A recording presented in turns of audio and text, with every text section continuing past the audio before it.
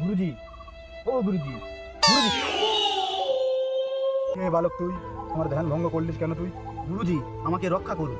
কেন বালক, তোর কিসের সমস্যা? গুরুজি, আমি যত ইনকাম করি সংসারে কোনো উন্নতি নেই, দুজনার অশান্তি যাচ্ছে না, এর একটা উপায় বলে দিন। দেখি বালক, মাথাটা একটু নিচে করো। তোমার কোথায় সমস্যা আছে আমি সব সমাধান করে দিতে পারি এক্ষুনি। তোমার বাড়ির দক্ষিণ সাইড থেকে মাটির টুকরে না আমাকে এক্ষুনি দেখাতে হবে। কোথায় কি সমস্যা আছে আমি সমস্যা দূর করে দেবো। আচ্ছা ঠিক আছে গুরুজি, আমি আনছি।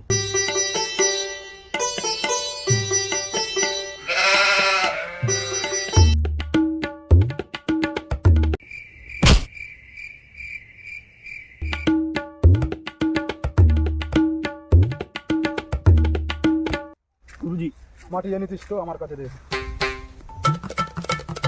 তোর কোথায় কি সমস্যা আছে আমাকে আমি সব কিছু বলে দেবো, তবে আমার কথার মতো তুই কাজ ঠিক মতো করে যাবি। ঠিক আছে গুরুজি। দেখবি তোর কোনো অসুবিধা হবে না, কোনো সংসার অশান্তি হবে না।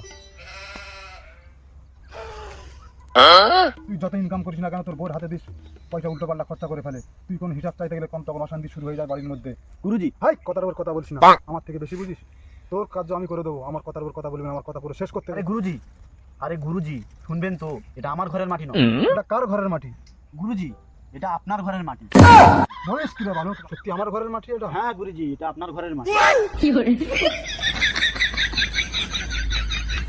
আরে গুরুজি, গুরুজি, রাখ তোর গুরুবিদ্যা।